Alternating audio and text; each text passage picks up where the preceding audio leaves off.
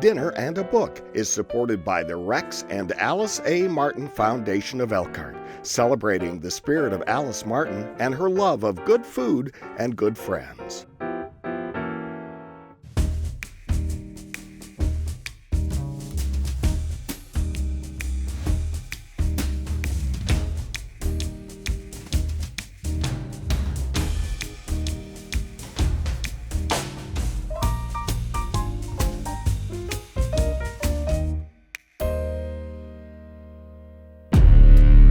The Roaring Twenties, the Jazz Age, the height of an American hate group, the Ku Klux Klan. Their domain was not the old Confederacy, but the Heartland, and Indiana in particular. They hated everyone who was not white and Protestant. The man who set in motion the Klan's takeover of parts of America was a charismatic charlatan named D.C. Stevenson. Within 2 years of his arrival in Indiana, he'd become the grand dragon of the state and the architect of the strategy that had brought the group out of the shadows. Our book is A Fever in the Heartland by Timothy Egan. Let's meet my guest to talk about the woman who brought the Klan to its knees. Here's Todd Cummings. Welcome. Gail Martin, I'm thrilled to be back with Michiana legend Gail Martin. I'm glad to have you here. You. Superintendent of Schools of South Bend, yes. SSSS. Oh, SB. But in any case, this book, I have to say, packs a wallop. And you chose a difficult book for today. It is a difficult book, but as I said, we need to know this history. And I didn't know the extent of this history. I knew the Klan was in Indiana and it was a leader of men, but I didn't know the extent of the control. And so do you think it still affects people the way it did in the 20s? I mean, you could not become a teacher, a superintendent, unless you joined the KKK. A PBS host. That's right. The political connections, the social connections, the people who were asked to join the Klan, who had to make a choice whether they were going to do it or what repercussions did they face in their personal lives and in their careers. I was fascinated because of how local the book is, not only Indiana. Every city that Timothy Egan talks about, I've lived in Indiana.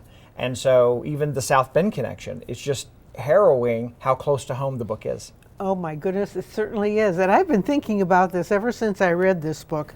I just didn't zoom in on all the particulars, but this what's his name? Stevenson, he was a monster. He was a monster, and because of the lack of internet, people were unable to see how he had such a sketchy, shadowy past, and he was just able to really fake his way through life. He really did. I don't think they called for, to find out background checks or anything of that nature. He's a scary fellow, But to accompany this, we're having a real Hoosier comfort food meal. Well, you inspired me, and when you said Hoosier comfort food, I decided I was going to start my beef roast and carrots in a crock pot. So I'm going to finish that off today, and then move to mashed cauliflower, so those of us who don't eat potatoes. And then, because the Klan hid their alcohol, I have a cocktail for us that hides the gin. Okay, that's the way things were done, right? Right. Everything's in the dark, and things don't come to light for a long, long time. I think it had to be difficult to swear allegiance to this group. If not, you might have a visit during the night. You never know.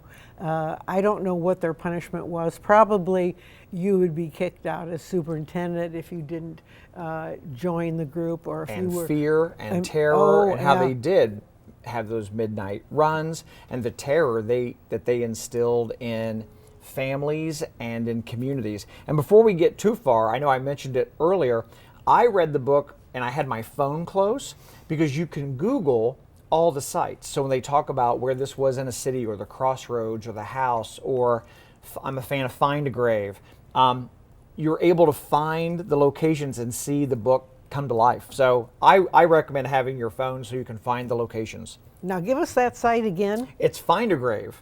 And Find a Grave. Find a Grave. And so, Madge, you can find where Madge is interred, and D.C. Stevenson and the attorneys, and it also tells a little bit of their history as well. Well, let's get on to this story with D.C. and Madge Oberholzer. Oberholzer, right, who worked for the Indiana Department of Education. Yes, and you're going to start your... I'm going to start my mashed cauliflower, low in carbs, high in fat, and then I'm going to put my beef pot roast and my carrots that I started earlier in a crock pot in the oven to finish them off. Well, let's see. I am going to put my baked potato, because I think that was a typical Sunday dinner, wasn't it? To have a baked potato or scalloped potatoes. There were no, fancy little things. It was pretty much mashed. And so I'm going to put the potato in for about 6 minutes. It's at 4:15 right now for the temperature, and we'll see how that goes. And we're fine here. I'm going to put this in the middle. Now, can you get your... I think so. Let's just do that now.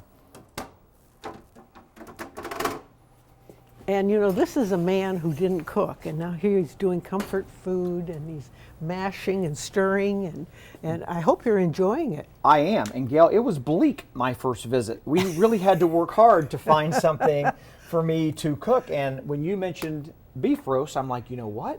I could use a crock pot, and so thanks for the inspiration. Well, now you can have relatives over, friends over for right. comfort food.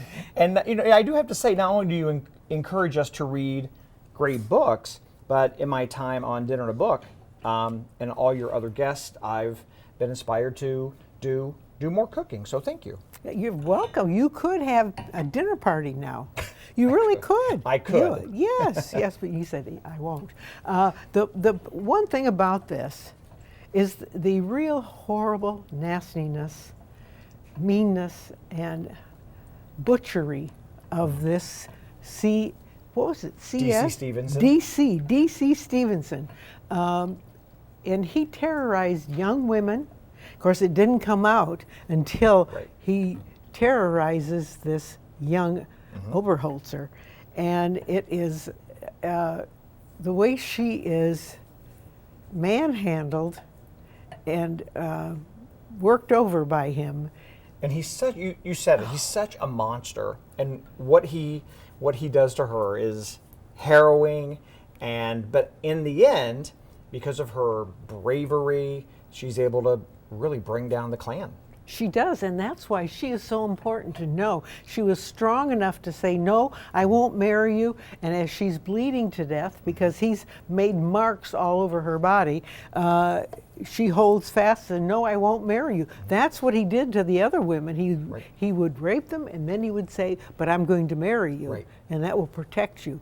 This is what was going on, and the details are really amazing, and the poor family has to try to help her, and of course she gets all kinds of blood poisoning, and she doesn't make it. But then there's this trial. Let's talk about that trial. So luckily, unluckily, the parents hire an attorney, and they write down her story as she's laying dying. She writes down her entire story, and so that really is what convicts him in the end. Right, and he kept after them. The one attorney that defended this horrible man is this big burly man, and he looks like, I get my way, I always know what I'm doing.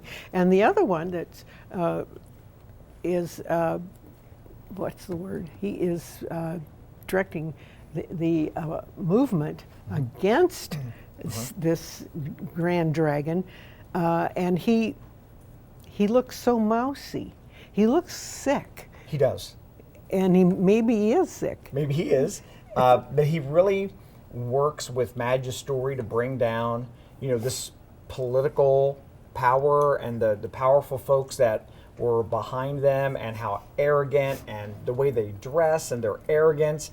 And there's just so many seedy characters in the book. Seedy. Seedy. Seedy. That's a good word. And this is what really makes me embarrassed about this background. I know it's over and done with, I think. We hope. We hope.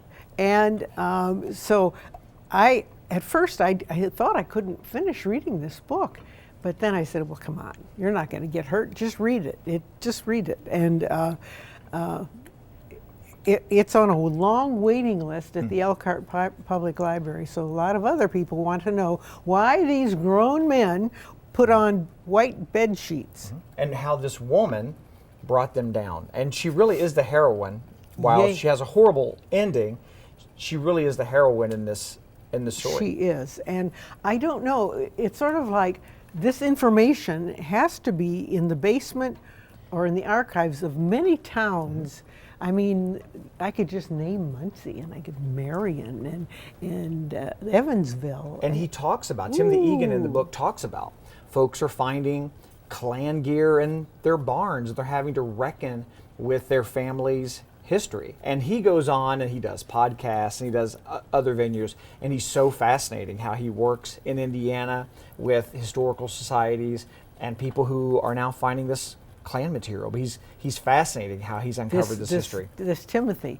And so maybe I was just far behind in the history here, but I hadn't realized just how prevalent it was in every niche of society, like you said. And there were people who stood against them. So and his name escapes me, the Muncie newspaper editor. Yes. And Madge. But there were people who it cost them their homes and their careers for standing up against these folks. And so keep that in mind. And we're going to take a little break here to carry on with our comfort food. And when we come back, we'll talk more about the characters in this book. We'll be right back.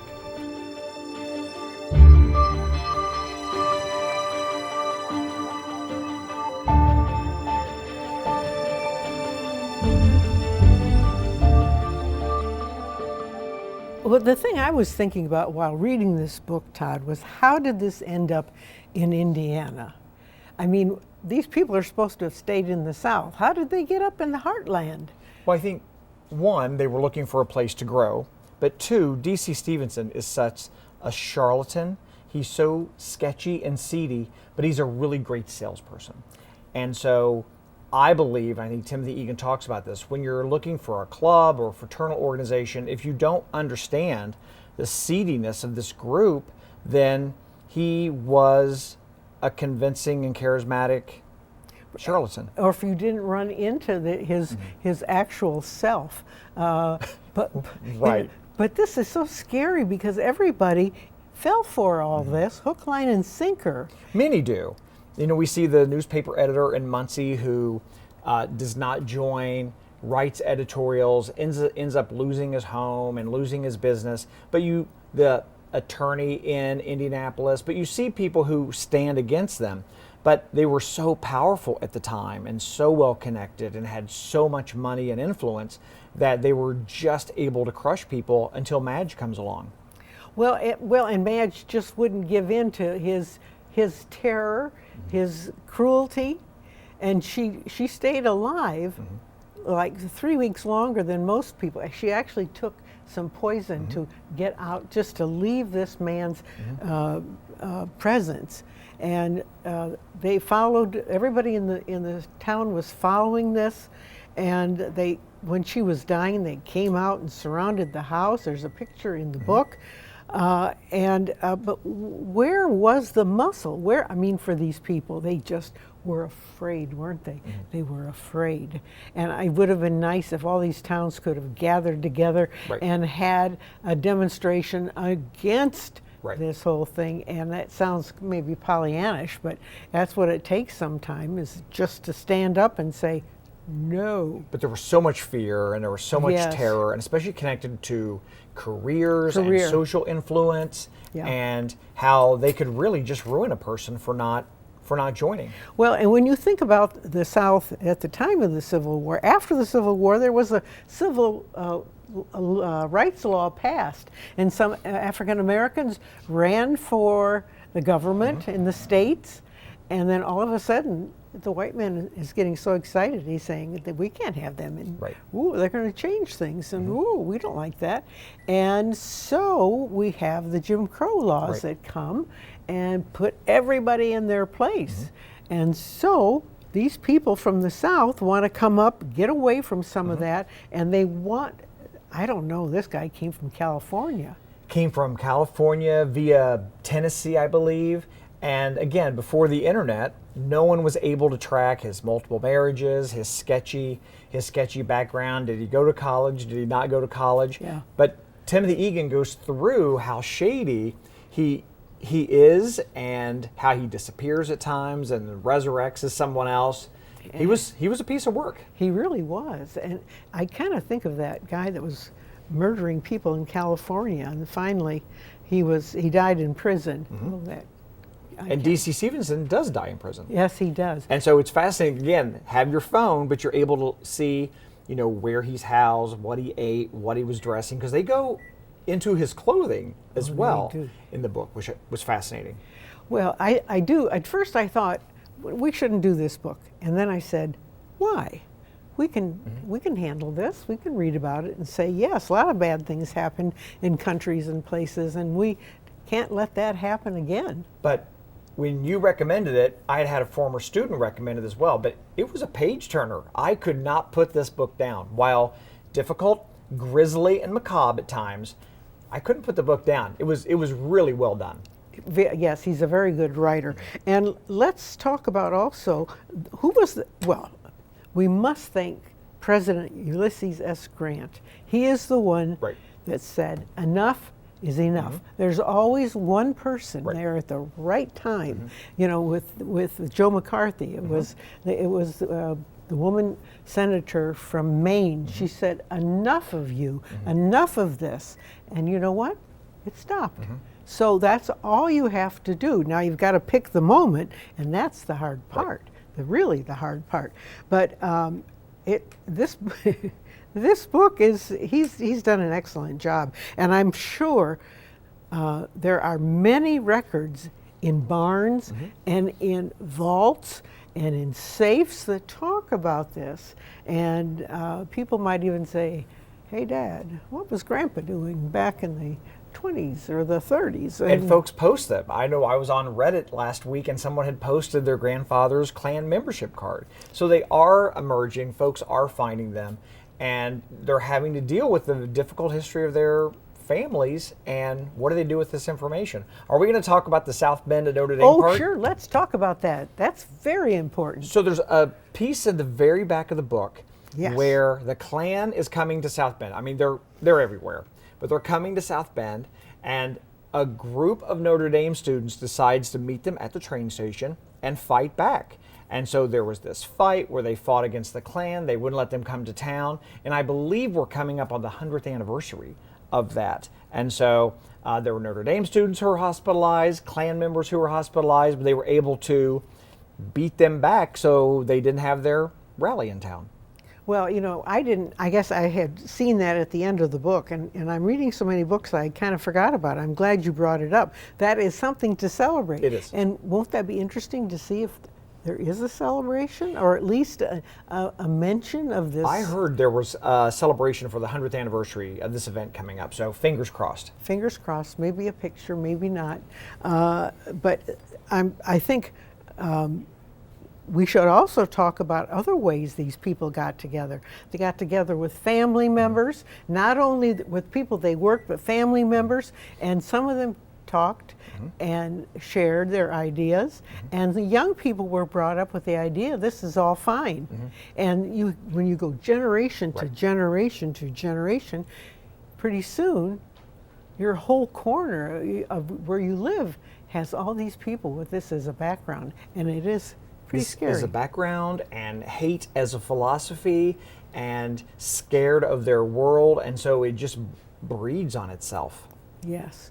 Well, I think it's a great book, and if you haven't read it, it takes a long time to get it at the library because a lot of people are reading it. And I wanted to ask you, would you? You don't have to answer this because I know it's delicate. Would this be a book you think that would be pulled out of libraries and schools? So we've not made the decision to pull books out of libraries. In South Bend. In South Bend. Bravo. And so my board has been really great about that. You know, we have a process like everywhere if someone doesn't love a book. But this is a book that does belong in a library because it's history, it's local history, and it's really good reading as well. It's well done. Let's get started on your Minute Maid. Oh, sorry. And I will get started on the apple pie a la mode. So this, you know, it's the 30s, and so there's a lot of alcohol, even though it's illegal. And you don't talk about it. And you don't talk about it. And so we needed to find a way to hide our gin today. And so I have the gin that I'm currently drinking, but also, again, I alluded to this before, to lower your carbs and your sugar, there is this really great zero sugar pink lemonade that we discovered. And so we mix that whether with our gin or if it's lemonade with bourbon, but it's a really great way to, one, hide your alcohol, but two, to reduce your calories and your sugar. Exactly. And so, yes, put a little bit Just of a little pink bit. stuff and a little bit of that. And you know what? We were going to bring out your dish here.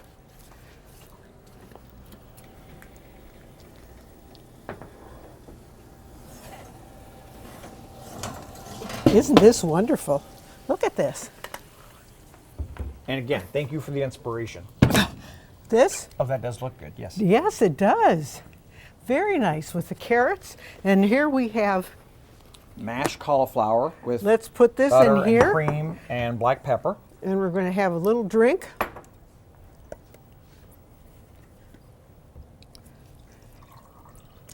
Here. And we'll get the pie. Where's my red dish? Here it is. So what we would have, you see, is, oh, over here. We're going to have a slice, and we're going to have a little bit of ice cream. We're going to put it in here, actually. I turned that off. And can't you just see this on a Sunday? Oh, have some pie, Aunt Irma. Pie and pot roast and carrots and potatoes. I mean, it's the perfect Sunday afternoon food before a nap, of course. Well, yes, all these carbs. You know, we had this. My mother would put it in the oven before we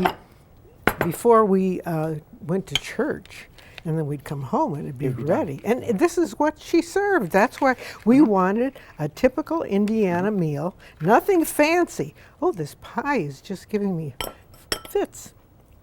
And a little bit of double vanilla ice cream. We'll finish that up. And a Hoosier dinner. Sunday dinner after everybody's been to church. Right.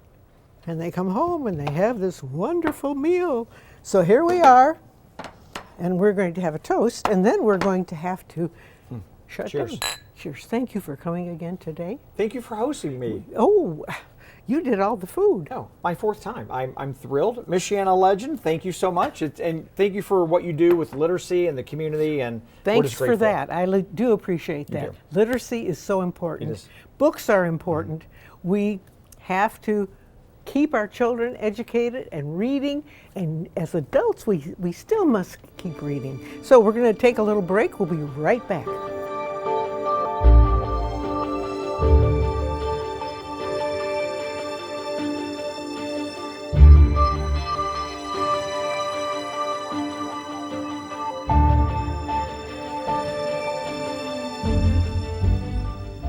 Timothy Egan, A Fever in the Heartland, that's our book today. My guest is my very favorite superintendent of schools anywhere. You made my day. Thank you. Yes. I'm happy to be here. Todd Cummings. And we are talking now about the food we made to go along with this book. And I want to call it a sort of a Protestant comfort food meal, because I had it. I had it as a child. We had baked potatoes, and we had that wonderful, tell us about what you made there in that wonderful dish. So I made a pot roast. I put it in a crock pot. I started it. I finished it here. Carrots, tomato soup, and it's pretty amazing. Looks nice and it smells wonderful. And then the you mashed cauliflower yes, and in then place of potatoes. and I added the baked potato because we always had baked potatoes with our comfort food. And then we have pie and ice cream, apple pie a la mode. A real Hoosier meal on Sunday after church. Right. Thanks for coming today. My pleasure. Thank you for having me back. Oh, it's my pleasure. And remember, good food, good friends, good books make for a terrific life. We'll see you next time. Goodbye.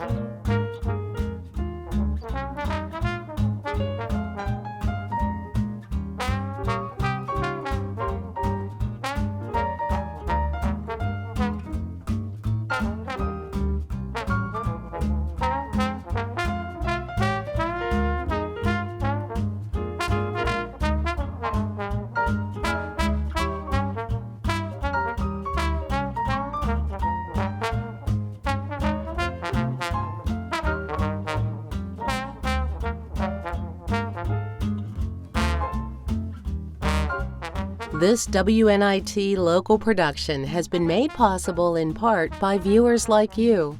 Thank you. Dinner and a Book is supported by the Rex and Alice A. Martin Foundation of Elkhart, celebrating the spirit of Alice Martin and her love of good food and good friends.